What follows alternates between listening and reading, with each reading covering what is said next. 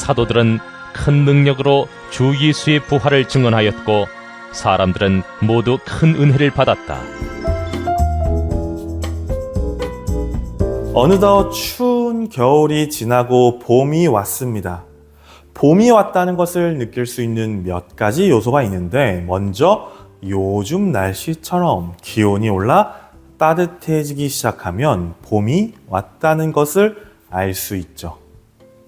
또 이렇게 날씨가 따뜻해지면 노란색, 분홍색으로 세상이 뒤덮이기 시작하는데, 바로 꽃이 피는 것을 통해서도 봄이 온 것을 느낄 수가 있습니다. 보시는 사진은 제가 길을 걷다가 너무 예쁘게 피어난 민들레 꽃을 찍은 사진입니다. 저는 봄꽃 중에서도 이 민들레를 참 좋아하는데, 그 이유가 민들레는 봄에 아름다운 꽃을 피운 후 다음 꽃을 피우기 위해 씨앗이 되어 날아가기 때문입니다. 꽃이 지면 끝이 나는 게 아니라 다시 아름다운 꽃을 피우기 위해 새로운 시작을 보이는 모습이 왠지 희망차 보여서 민들레를 좋아합니다. 또 한편으로 이 민들레를 좋아하는 이유를 생각해 보면, 이런 민들레의 모습이 우리를 위해 죽으시고 부활하신 예수님의 모습과 겹쳐 보여서 더 큰 희망을 느끼는 것 같기도 합니다. 지난주 우리는 우리를 구원해 주신 예수님의 부활을 감사하는 부활절을 지켰습니다. 저는 우리가 부활절이 지났으니 부활의 예수님을 잊고 살아가는 것이 아니라 지속적으로, 아니 더 굳건하게 예수님이 주신 구원과 부활의 의미를 우리 삶에 되새겨 보길 원합니다. 끝은 곧 시작을 의미할 때가 있습니다. 유치원이 끝나면 초등학교에 다니게 되고, 고등학교를 졸업하면 대학교나 사회에 나가게 됩니다. 새로운 시작은 항상 무언가의 끝에 존재하는 것이죠. 예수님의 죽으심과 부활은 우리에게 그전과는 다른 삶의 시작을 알려주는 희망찬 소식입니다. 그 희망찬 소식을 들은 우리가 해야 할 일이 무엇인지, 또 어떤 삶을 사는 것이 중요한지 함께 나누는 시간이 되었으면 합니다. 여러분은 부활을 경험하고 어떤 점이 변화되셨나요? 부활을 경험하기 전과 후 나의 삶에 어떤 변화가 일어났나요? 또 그 변화가 지금도 계속 일어나고 있나요? 아니면 예전에 이미 시들해졌나요? 오늘 본문은 예수님의 부활을 경험한 사도들과 그 사도들을 따라 예수님을 섬기는 자들의 모습이 나옵니다.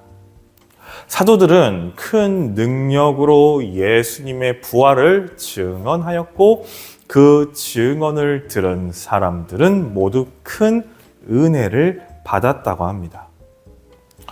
사람들에게 큰 은혜를 주었던 사도들이 전한 부활의 증언은 무엇이었을까요? 사도행전 3장을 보시면 베드로와 요한이 성전 미문에 앉은 안진뱅이를 고치는 장면이 나옵니다. 사람들이 안진뱅이를 고친 일에 대해 기이히 여기자 베드로는 솔로몬 행각에서 큰 소리로 예수 그리스도의 부활을 전합니다. 문제는 이 행동이 당시 부활을 믿지 않던 사두개파와 유대교 제사장들의 귀에 들어갔고, 격분한 유대교 지도자들은 사도들을 붙잡아 의회를 열고 질문을 하게 됩니다. 그 말씀이 사도행전 4장 5절부터 14절입니다. 조금 길지만 함께 보도록 하겠습니다. 이튿날 유대의 지도자들과 장로들과 율법학자들이 예루살렘에 모였는데 대제사장 안나스를 비롯해서 가야바와 요한과 알렉산더와 그 밖에 대제사장의 가문에 속한 사람들이 모두 참석하였다. 그들은 사도들을 가운데 세워놓고서 물었다. 그대들은 대체 무슨 권세와 누구의 이름으로 이런 일을 하였소? 그때에 베드로가 성령이 충만하여 그들에게 말하였다. 백성의 지도자들과 장로 여러분, 우리가 오늘 신문을 받는 것이 병자에게 행한 착한 일과 또 그가 누구의 힘으로 낫게 되었느냐 하는 문제 때문이라면 여러분 모두와 모든 이스라엘 백성은 이것을 알아야 합니다. 이 사람이 성한 몸으로 여러분 앞에 서게 된 것은 여러분이 십자가에 못 박아 죽였으나 하나님이 죽은 사람들 가운데서 살리신 나사렛 예수 그리스도의 이름을 힘입어서 된 것입니다. 이 예수는 너희들 집 짓는 사람들에게는 버림받은 돌이지만 집 모퉁이의 머릿돌이 되신 분입니다. 이 예수 밖에는 다른 아무에게도 구원은 없습니다. 사람들에게 주신 이름 가운데 우리가 의지하여 구원을 얻어야 할 이름은 하늘 아래에 이 이름밖에 다른 이름이 없습니다. 유대교의 많은 지도자들이 모여와 베드로와 사도들에게 묻습니다. 그대들은 대체 무슨 권세와 누구의 이름으로 이런 일을 하였소? 그들이 궁금했던 것입니다. 자신들이 얼마 전 죽인 예수란 자와 같은 일을 하는 이들이 누구이며 어떻게 그런 일을 하는지 말이죠. 그때 베드로가 대답합니다. 여러분이 십자가에 못 박아 죽였으나 하나님이 죽은 사람들 가운데서 살리신 예수 그리스도의 이름을 힘입어 된 것입니다. 베드로의 이 믿음의 고백에 집중하기 전에 우리는 성경에 기록된 베드로의 상태에 먼저 주목할 필요가 있습니다. 8절 말씀에 베드로의 상태를 성령이 충만한 상태라 기록하고 있습니다. 베드로는 원래 성정이 급하고 드러내기를 좋아하여 항상 예수님의 질문에 가장 먼저 대답하고 제일 좋은 대답을 하려고 했던 제자였습니다. 그런데 막상 예수님을 향한 믿음이 시험받는 곳, 예수님이 돌아가신 그 자리에서는 예수님을 3번 부인한 연약한 제자이기도 했습니다. 그런데 본문에서 베드로의 모습은 달랐습니다. 네로라 하는 유대교의 종교 지도자들이 모두 모인 곳 앞에서 예수님을 그리스도로 선포하며 오직 예수님으로만 구원을 얻을 수 있다고 외친 것입니다. 전과 다른 사람으로 변화되었는데 그 변화의 이유가 바로 그가 성령 충만함을 가졌기 때문이었고 그 성령의 충만함은 예수 그리스도의 부활을 온전히 체험함으로써 이루게 된 것입니다. 그리고 이렇게 변화된 사도들을 종교 지도자들은 함부로 대하지 못했다고 성경에 기록되어 있죠. 사도들에게 일어난 성령 충만함은 그들에게만 머물지 않았고 예수님의 부활로 인해 그 구원의 은혜를 믿는 모든 자들에게 옮겨가서 변화를 일으켰습니다. 사도행전 4장 23절에서 31절 말씀입니다. 베드로와 요한은 풀려나는 길로 동료들에게로 가서 대제사장들과 장로들이 한 말을 낱낱이 일렀다. 동료들은 이 말을 듣고서 다 같이 하나님께 부르짖어 아뢰었다. 하늘과 땅과 바다와 그 안에 있는 모든 것을 지으신 주님, 주님께서는 주님의 종인 우리의 조상 다윗의 입을 빌어서 성령으로 이렇게 말씀하셨습니다. 어찌하여 이방 민족이 날뛰며 뭇 백성이 헛된 일을 꾀하였는가?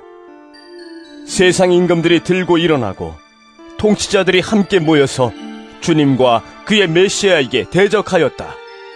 사실 헤롯과 본디오 빌라도가 이방 사람들과 이스라엘 백성과 한패가 되어 이 성에 모여서 주님께서 기름 부으신 거룩한 종 예수를 대적하여 주님의 권능과 뜻으로 미리 정하여 두신 일들을 모두 행하였습니다.